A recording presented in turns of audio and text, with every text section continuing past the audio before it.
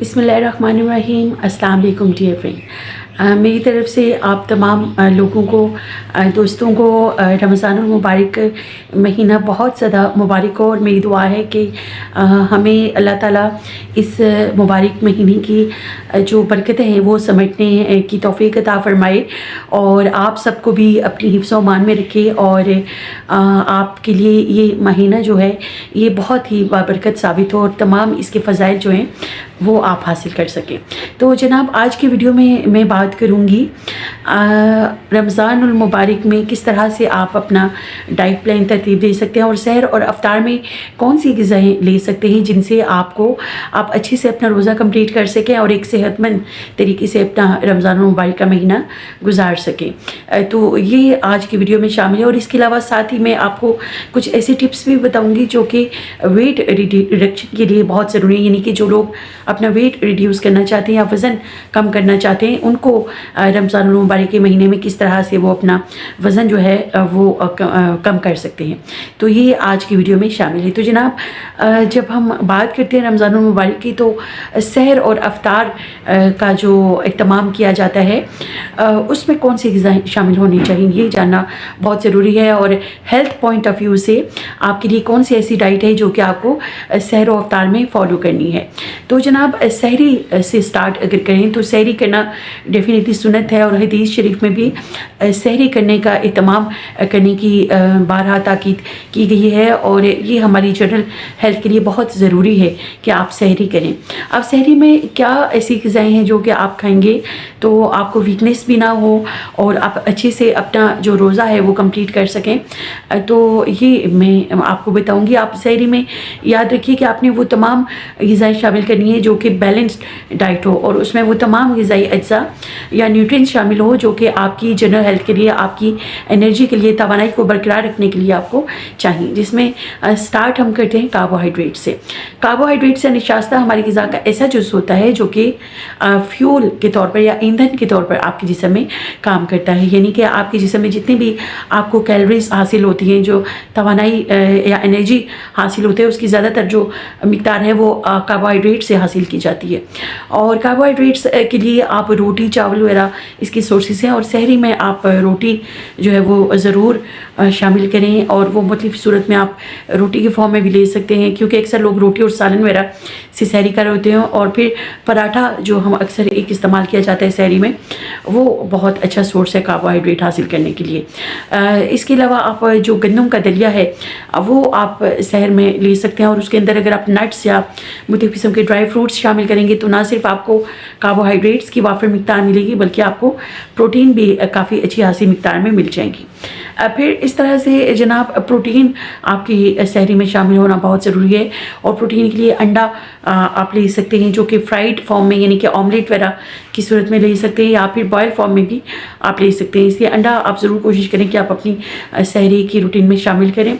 और इसके अलावा प्रोटीन मुख्तलिफ जो गोश्त वगैरह होते हैं या चिकन की सालन वगैरह, जो लोग सालन और रोटी से सहरी करते हैं उनके लिए बहुत अच्छी ऑप्शन होती है और दाल वगैरह से भी हमें प्रोटीन हासिल होती है। तो इस तरह से आप अपनी प्रोटीन रिक्वायरमेंट जो है वो पूरी कर सकती हैं। फिर जनाब, फैट्स या चिकनाई जो है वो भी, क्योंकि हमने दिन भर रोज़े से रहना है और हमारे जिस्म को जो तवानाई चाहिए उसमें से काफ़ी बड़ा हिस्सा जो है जब आपकी कार्बोहाइड्रेट्स कंज्यूम हो जाते हैं या जिस्म उनका इस्तेमाल कर लेता है तो उसके बाद फैट्स की बारी आती है। तो फैट्स के लिए जो हम पराठा ले रहे होते हैं या अंडा फ्राई फॉर्म में लेते हैं तो उससे भी हमें फैट्स मिल जाती है। बहरहाल इसके अलावा आप बटर, मार्जरीन और दही वगैरह से भी फैट्स काफ़ी हद तक हासिल कर सकते हैं और ड्राई फ्रूट्स और नट्स से भी आपको फ़ैट हासिल होता है। तो इस तरह से आपने फैट्स को भी शामिल करके अपनी ग़िज़ा में, तो इस तरह कंप्लीट जो 3 बेसिक न्यूट्रिएंट्स है, कार्बोहाइड्रेट्स, प्रोटीन्स और फैट्स, उनके रिक्वायरमेंट जो है सहरी में आप पूरी कर सकते हैं। फिर जनाब, ड्रिंक बहुत ज़रूरी है। सहर में आपने कैसा ड्रिंक लेना है जो कि आपको प्यास भी ना लगे और आप डिहाइड्रेट भी ना हो रोज़े के दौरान और आपकी एनर्जी भी दी, ऐसे ड्रिंक्स लेना बहुत ज़रूरी है। तो उसके लिए बेस्ट ऑप्शन तो ये है कि आप फ्रेश फ्रूट जूसेस या मिल्क शेक का इस्तेमाल करें। उससे ना सिर्फ आपको प्रोटीन मिलेगी बल्कि साथ ही साथ आपको जो है मुख्तलिफ किस्म की जो फ्रूट्स हैं उनसे मुख्तलिफ विटामिन्स और मिनरल्स भी हासिल होंगे। तो इसलिए आप कोशिश करें कि आप फ्रेश फ्रूट जूसेस जो हैं वो अपनी डाइट में ज़रूर शामिल करें। इसके अलावा आप मुख्तलिफ़ किस्म के ड्रिंक्स ले सकते हैं, जिसमें लस्सी वगैरह हो गया या स्मूदीज़ हो गई। मुख्तलिफ़ किस्म की स्मूदी देखिए से आप बना सकते हैं और उसमें आप कोई भी अपनी चॉइस की सब्ज़ी, खीरा शामिल कर लें या मैंगो है या एप्पल है, जो भी आपको फ्रूट पसंद है उसकी स्मूदी बना के आप ले सकते हैं। और फिर जो लोग वज़न कम करने में इंटरेस्टेड हैं उनके लिए बेहतरीन ऑप्शन होता है कि वो डिटॉक्स जो ड्रिंक्स हैं वो यूज़ करें, जिसमें आप मुख्तलिफ़ किस्म के डिटॉक्स ड्रिंक्स बना सकते हैं, जिसमें कुकम्बर या खीरा शामिल करके, मिंट लीव्स या पुदीने के पत्ते शामिल करके बना सकते हैं। और लेमन जो है वो भी आपको बहुत अच्छी डिटॉक्सिफिकेशन प्रोवाइड करता है। तो इस तरह से डिटॉक्स ड्रिंक यूज़ करके आप जो है वो अगर रेगुलरली यूज़ करेंगे तो आप काफ़ी हद तक अपना वज़न जो है वो कम कर सकते हैं। फिर जनाब अफ्तारी की बारी आ जाती है और अफ्तार हम जब करते हैं तो उसमें एक चीज़ का आपने ध्यान रखना है, ख़ास तौर पे अगर आप अपना वज़न कम करना चाहते हैं तो आपको इस चीज़ का ख्याल रखना चाहिए कि आप फ्राइड चीज़ें कम से कम लें और आप फ्रेश चीज़ें, जो ऑर्गेनिक चीज़ें हैं वो ज़्यादा इस्तेमाल करें। जिसमें आप जब स्टार्ट करते हैं अफ्तारी तो वो डेफिनेटली हमें खजूर जो है वो इसका बहुत अच्छा सोर्स होता है और खजूर से आप जो है वो अफ्तारी शुरू करते हैं। खजूर क्योंकि पोटाशियम की वाफिर मिकदार इसमें होती है और ये आपको बहुत ज़्यादा एनर्जी देती है। खजूर हो गया, केला हो गया, तो ये आप अपनी जो अफ्तार है उसमें शामिल कर सकते हैं। फिर उसके बाद जनाब अफ्तार में कोशिश करें कि आप फ्रूट्स ज़रूर शामिल करें। फ्रेश फ्रूट्स जो हैं वो आप फ्रूट चाट के या फ्रूट सैलेड की फॉर्म में सकते हैं।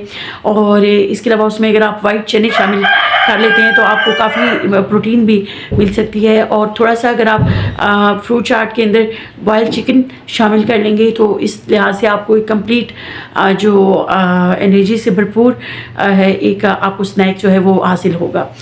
फिर जनाब आप फ्राइड, क्योंकि अक्सर हमारे घरों में फ्राइड चीज़ें खाने का अफ्तार में बहुत ज़्यादा ट्रेंड होता है, तो आप फ्राइड चीज़ें हफ्ते में 1 या 2 मरतबा लें। इससे ज़्यादा लेना फिर आपकी सेहत के लिए जो है वो हर रोज़ अगर आप फ्राइड चीज़ें ले रहे हैं अफ्तार में तो वो फिर अच्छा नहीं है। उसके लिए आपको फिर थोड़ा सा सोचने की ज़रूरत है कि आप ज़्यादा फ्राइड चीज़ें इस्तेमाल ना करें।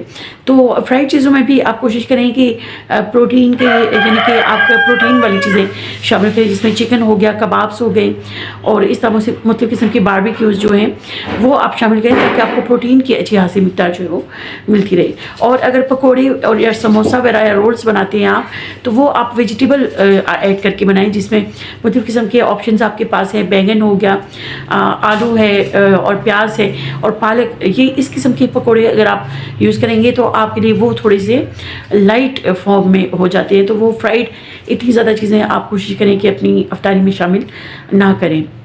बहरहाल आप कोशिश कीजिए कि जो भी चीज़ें आप अफ्तार में लेते हैं वो एनर्जी पॉइंट ऑफ व्यू से ऐसी होनी चाहिए जो कि आपको भरपूर तवानाई दे। इसके लिए चना चाट एक बहुत अच्छी ऑप्शन है और दही बड़े जो है ये भी आप बना सकते हैं, जिससे आपको प्रोटीन और मुख्तलिफ़ किस्म के फ़ैट्स हासिल हो सकते हैं। तो इस तरह से आप अपना एक अफ्तार का कंप्लीट मेन्यू जो है वो तरतीब दे सकते हैं। और जब डिनर आप करते हैं तो डिनर में फिर आपने वही टिप्स फॉलो करनी जो मैंने आपको सहर में बताई थी, यानी कि आपके डिनर में प्रोटीन, कार्बोहाइड्रेट्स और फैट्स की एक मुनासिब मिकदार शामिल होनी चाहिए। और कोशिश कीजिए कि आप अपनी अफ्तारी में प्रोटीन ज़रूर शामिल करें, जो कि गोश्त, चिकन और अंडा वगैरह की फॉर्म में हो सकती है। और इस तरह से आप मुख्तलिफ़ किस्म के कबाब बना सकते हैं। सालन जो है या पुलाव, बिरयानी वगैरह जब आप लेते हैं तो आपकी काफ़ी हद तक प्रोटीन की रिक्वायरमेंट जो है वो पूरी हो जाती है और साथ ही साथ कार्बोहाइड्रेट्स भी आपको हासिल होते हैं। तो जो लोग वज़न कम करना चाहते हैं उनको थोड़ा सा विजिलेंट होने की या थोड़ा सा केयरफुल होने की ज़रूरत है कि वो जो फैट्स वाली फैटी चीज़ें हैं या जो कि चिकनाई वाली चीज़ें हैं, तली हुई चीज़ें, फ्राइड चीज़ें हैं, वो ना लें, बल्कि वो ज़्यादातर अपने फ्रेश फ्रूट्स पे ध्यान दें और जूसेस पे ध्यान दें। जूसेस के लिए milk shake, fresh fruit juices आपके पास बेहतरीन ऑप्शन हैं। इसके अलावा पहले जैसे मैंने आपको बताया कि इफ्तार में जो हम कोला ड्रिंक्स हैं वो आप अवॉइड करें, वो आपके लिए अच्छी नहीं है। और वो क्योंकि हमारा मैदा पूरा दिन जो है वो खाली पेट हम होते हैं और मैदा स्टमक जो है वो उसकी लाइनिंग जो है वो सॉफ्ट ड्रिंक्स के साथ, क्योंकि वो एसिड कंटेंट या उनमें तेज़ाबियत बहुत ज़्यादा होती है, तो जिन लोगों को स्टमक एसिडिटी का इशू है या तेज़ाबियत का मसला है उनके लिए सॉफ्ट ड्रिंक्स बहुत ज़्यादा डेंजरस हैं। तो कोशिश कीजिए कि आप फ्रेश फ्रूट्स लें और जो भी आप ड्रिंक लेते हैं वो आपके लिए हेल्दी हेल्दी और रिफ्रेशिंग ड्रिंक होना चाहिए। उसके लिए आप मिंट लीव्स के साथ यानी कि पुदीने के पत्ते शामिल कर सकते हैं, लेमन ले सकते हैं और मुख्तलिफ किस्म के फ्रूट्स की स्मूदी या मिल्क शेक की फॉर्म में बना सकते हैं। और इसके अलावा अगर आप किसी भी ड्रिंक लेमन वाटर बनाते हैं या मिंट वाटर आप लेते हैं तो उसके अंदर आप अगर तुखमलंगा शामिल कर लेते हैं तो वो बहुत अच्छा आपके लिए एक डिटॉक्स ड्रिंक हो सकता है। और साथ ही साथ वाटरमेलन का ड्रिंक जो है वो बहुत अच्छा है आपके लिए, आपकी जनरल हेल्थ के लिए, और आपको बहुत ज़्यादा तवानाई भी देगा और आपके लिए बहुत ज़्यादा मुफीद साबित होगा। और कोशिश कीजिए कि आप सैलड और फ्रेश फ्रूट्स ज़रूर शामिल करें क्योंकि उससे हमें काफ़ी फ़ाइबर की काफ़ी मिकदार मिल रही होती है और फाइबर आपके लिए बहुत ज़रूरी है ताकि रोज़े के दौरान आपकी जो डाइजेस्टिव सिस्टम है उसको ठीक रखने में आपको बहुत मदद करता है। तो इस तरह से आप एक हेल्दी डाइट प्लान तरतीब देकर अपने रोज़े को अच्छे तरीके से गुजार सकते हैं और आपको तवानाई भी हासिल होती है और आपको वीकनेस नहीं होती और आप अपना जो रोज़ा है वो अच्छी तरीके से कंप्लीट कर सकते हो। रमज़ान मुबारक की इबादत में अपना ज़्यादा टाइम लगाकर और अच्छी तरीके से इबादत करके रमज़ान की जो बरकतें हैं वो हासिल कर सकते हैं। आई होप कि ये वीडियो आपको अच्छी लगी होगी। डॉक्टर मुनज़्ज़ा को दीजिए इजाज़त, लेकिन मैं आपको रिक्वेस्ट करूँगी कि हेल्थ बाय डॉक्टर मुनज़्ज़ा मेरा जो चैनल है इसको सब्सक्राइब कर लें और बेल आइकन प्रेस कीजिएगा ताकि आपको तमाम आने वाली न्यू वीडियोज़ के नोटिफिकेशंस मौसूल होते रहें। मुझे कमेंट सेक्शन में बताइएगा कि आपको ये वीडियो कैसी लगी। डॉक्टर मुनज़्ज़ा को दीजिए इजाज़त, अपना बहुत ख्याल रखिएगा और दुआओं में मुझे याद रखिएगा। अल्लाह हाफिज़।